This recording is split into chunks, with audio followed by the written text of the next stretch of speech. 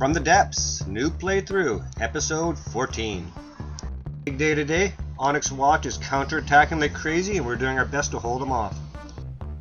Still haven't managed to get the new base set up, so can't be completely reckless yet. The fleet, backboned by the Thug, has served us well and is kicking ass.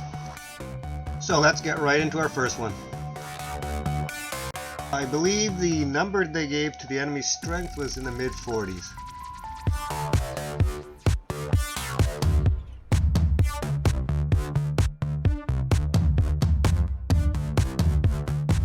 Make sure everybody's good.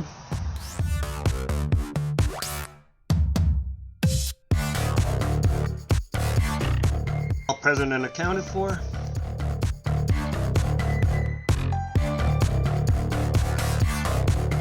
And the enemy.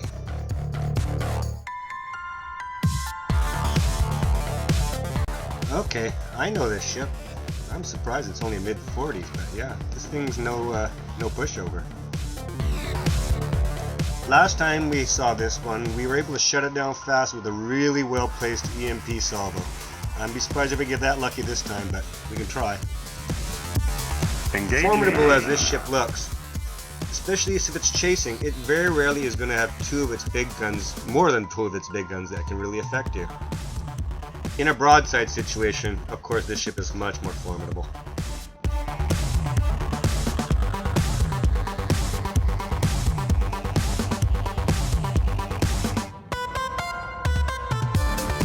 Obviously, the smart plan would be to shut off as many turrets as possible, whether it's physical damage or EMP damage, before you get to a broadside situation.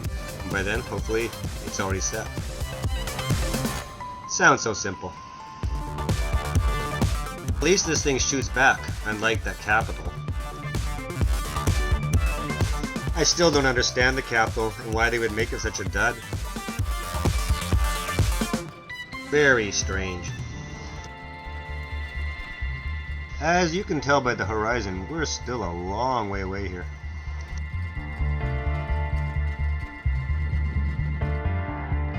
Yep, we're good. We know what we're doing. We're heading to kill you, don't worry.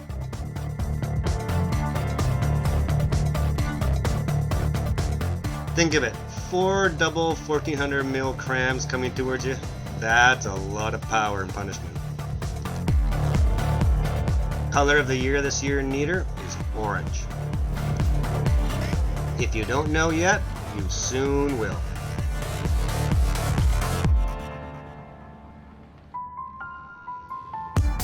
Okay, let's see what kind of damage we were able to inflict on him so far. Still very early. Just knocking out one of his big front guns makes a huge difference in his potential damage he can inflict on us.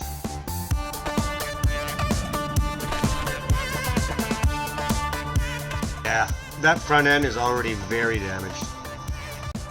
And so is the back, for that matter. Yeah, well before he even got into broadside range, we broke both his arms and his legs.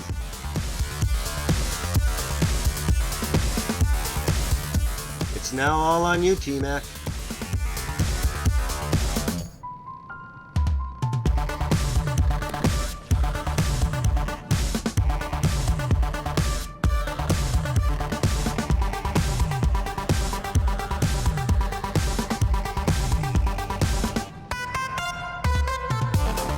That is a lot of bouncing.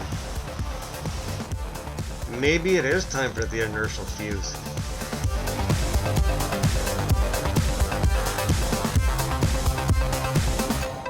I must admit, I got into a bit of a panic this week. I misread the forums and I thought for some reason that there was a giant update coming this week.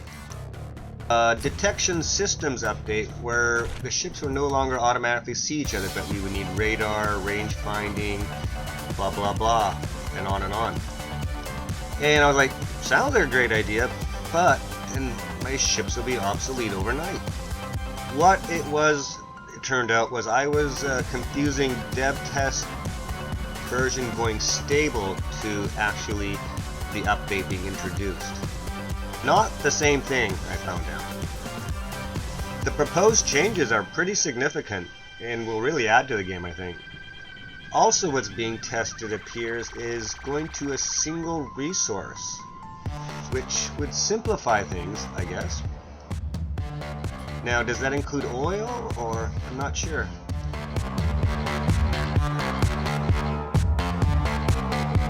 A little ways off too, it looks like, but another one of the changes coming is potential for smoke, or maybe it was even fire. That would make good video. The pace of change in this game, especially when considering it's essentially one guy, is incredible. And if you're one of the more prolific YouTube gamers, this is actually a really hard game to play because it takes so much of your time. If you look at some of the YouTube videos from even maybe 8 months ago, they're completely out of date. Cannons are completely wrong, everything's different.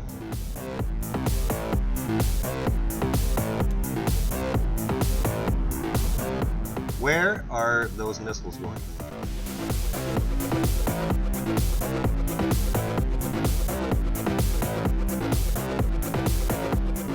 He's dead, he just doesn't know it yet.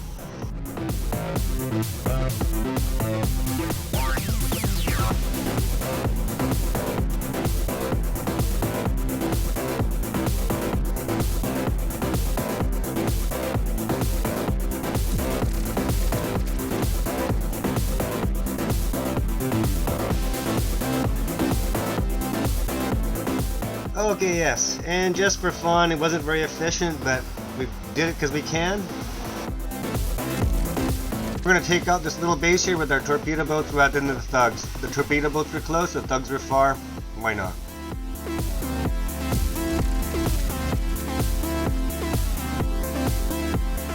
Go, you crazy kids. Essentially, this is a standard small base. We've all seen it before. All the guns are tiny, and it's still going to take a really lucky shot to even slow us down.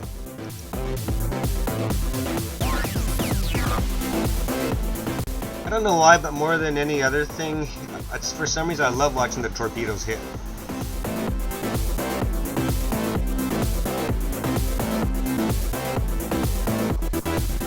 It took us about 20 minutes of just grinding them down with the torpedoes, and yeah, not the most exciting way to take something out, but it works.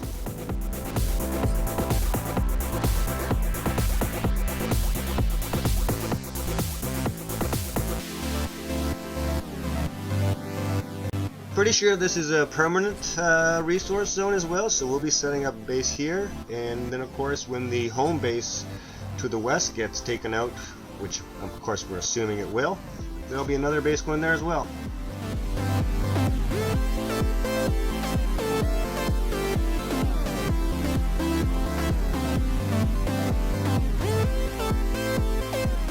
This is the improved version of the torpedo boat. Many small improvements, of course slight color scheme change, took away a couple of the propellers in the back, it didn't need 4, and the propellers are just to get it on plane, it's not actually used at speed.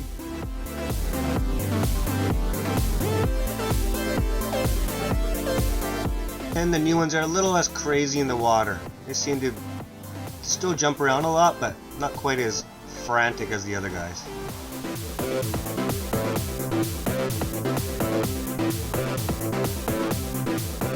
This is cool how the night sets in here.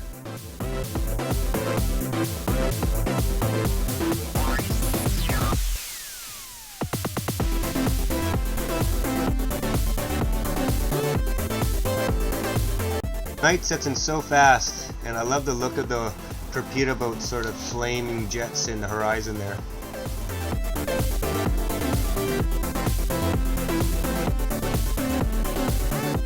Torpedo boats stay at about 15 to 1600 meters away, and just brutally hard for anything to hit it. It takes more of a lucky shot than anything.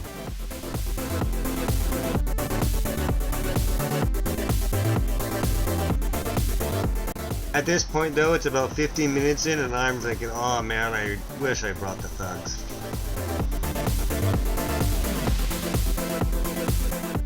Oh, I know. I don't think it'll be out next episode because it's taking longer to develop than I wanted it to, but I'm now working on a particle cannon ship. Now, as I understand it, particle cannon is most effective in the short ranges. So that means it needs a design of something that can get in close and stay close, or survive close. So that is the requirements. Not easy. Without revealing too much, at this point I'm quite happy with the ship or the boat end of it, and as far as the gun end of it or the particle cannon, wow, yeah, if it's set up for EMP especially, crazy. It took about half a day of trial and error before I concluded that yeah, anything over 800, that's not its thing. But especially 600 meters and under, whether it's set up for EMP, piercing, impact, or whatever, it's a pretty scary weapon. The first thing you're going to learn is that it takes a lot of power to run a particle cannon, or keep it going rather. In some ways, this might actually be the best place to put the defended base. This one's the resource zone right sort of at the end of that peninsula. And especially when we go after the other guys, whoever the hell they are, this is probably the better location. Speaking of other guys, even though I haven't done too much research, I'm pretty sure it's going to be the white flares who are our next targets. They're already itching for a war with us, and map-wise, it would be logical to go after them too. I'm pretty confident of how our ships are doing presently against the Onyx Watch, and with the addition of the particle cannon ship, it's going to be awesome, and so I'm not really worried about Onyx Watch anymore. As long as I stay organized and get even more organized, I feel I got this wrapped up as far as the Onyx Watch is concerned. From what I've seen of the flares so far, their thing is speed, and crams just aren't good for that kind of thing. Or torpedoes, unfortunately, which I currently love. Yeah, so before I actually confront the flares, there'll have to be some redesign.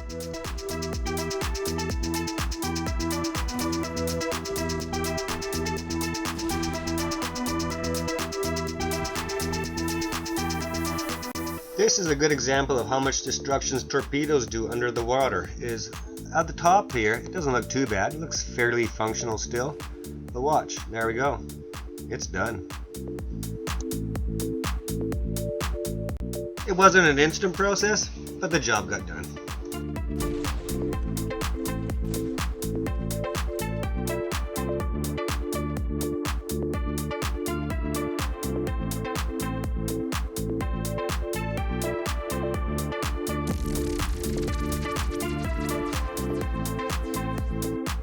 We'll go straight into another battle using the torpedo boats again.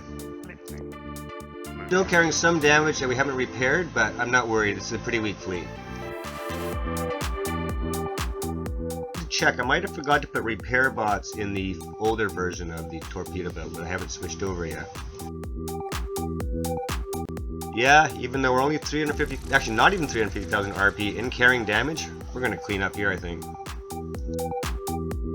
Okay, we're set up.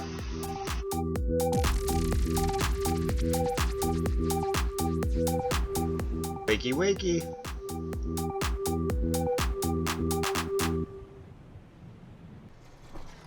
These small battles are tailor-made for the torpedo ship, or torpedo boats actually.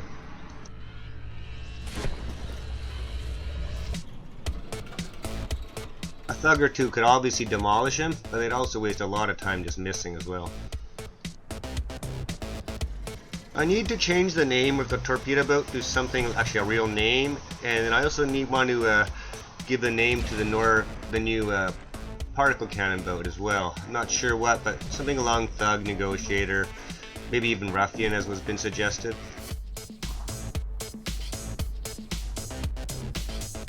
Not one of those guys that just names everything after Greek mythology or something.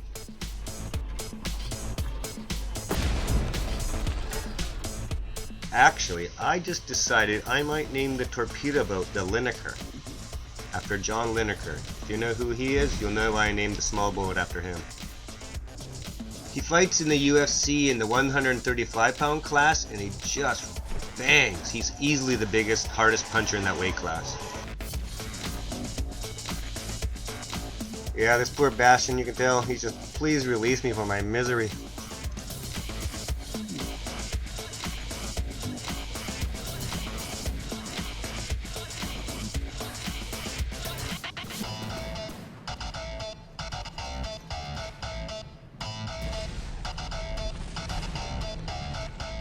And these little things are just wastes of metal.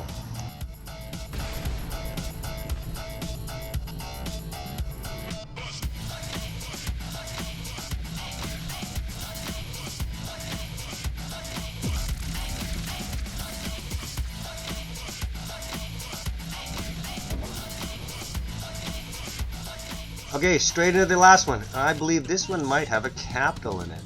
Our old buddy.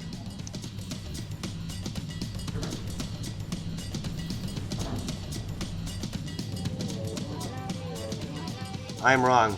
Too many guns firing. There's definitely not a capital in that bunch.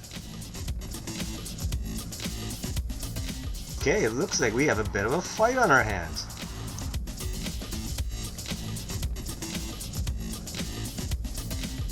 This is far from a terrible ship. The two big guns on either end are pretty formidable. Engaging now. I find though it's on the more lightly armored side, so it's not too hard to stop either. Nor does it have anywhere near the repairability of, say, the Warden.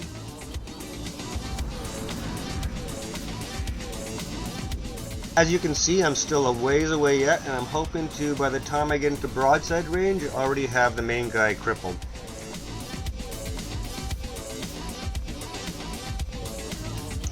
You can see the challenges I have designing a good particle cannon craft here, because it's so opposite in the kind of way I've been fighting.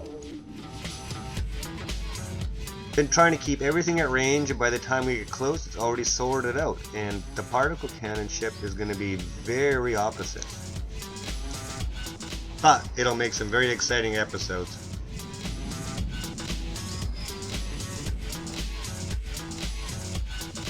Not bad at all.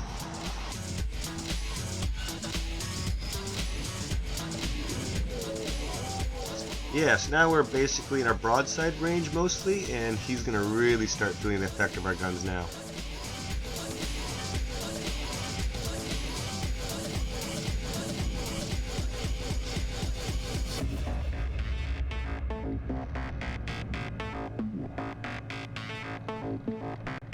A lot of misses so far.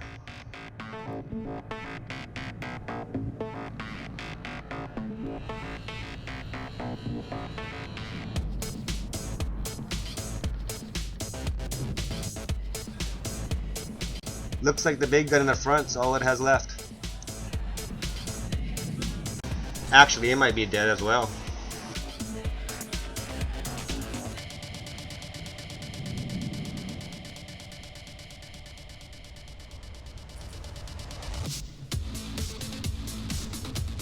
If I was still wondering, there's no need to wonder anymore.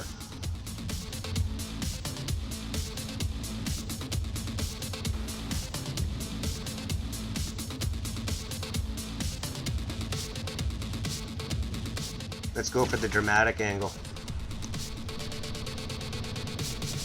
One of the best things about the battles now are that they leave a big pile of salvage for us to collect.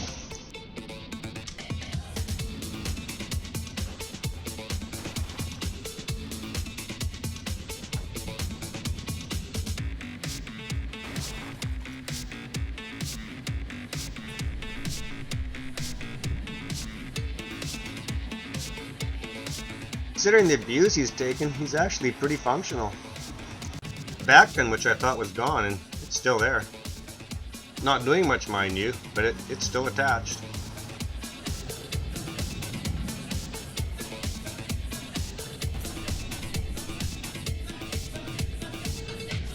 What's helping a lot in this battle is this big ship here is actually the forwardmost ship, so We're not having to expose our other ships to danger while we're pegging away at him.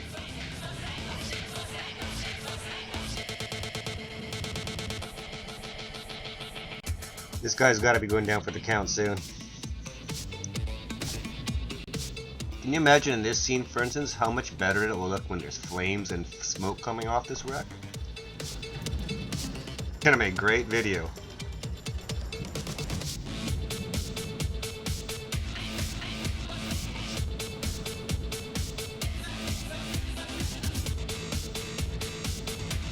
Engaging now.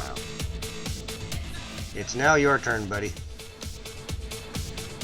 Talk about fast customer service. Shutting you down, boy. Sound like Hank Hill from King of the Hill. Maybe Johnny Cash. I should just talk in that voice all the time.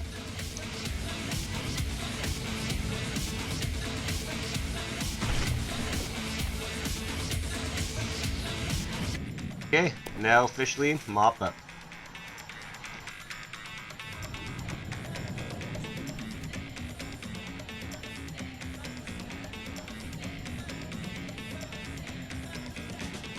So this wasn't a bad fleet. I believe it was rated as a 65, and as long as we stayed organized, he couldn't do anything to us. Made it easier for us too by the way he decided to fight the battle himself. Oh yeah, so also apparently they're working on improved enemy AI and decision making. I understand though it would be more strategic than a battle or tactics kind of thing.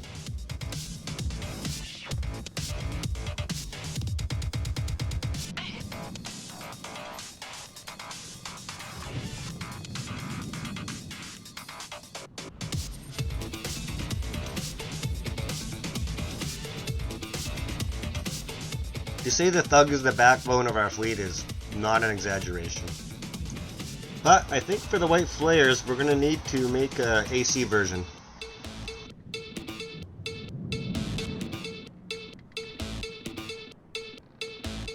I'm not saying the Thug in its present form won't have a role, but not in the same way it did against the Onyx for sure. Okay, now we're just pumping metal into scrap.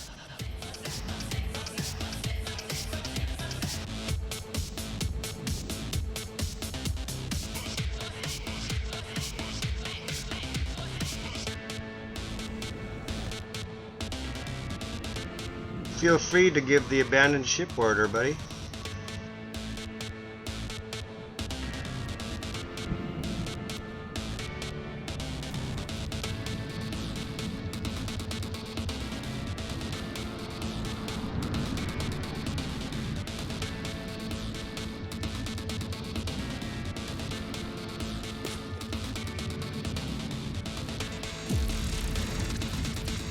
Perfect battle, virtually no damage. Good work, Team Orange.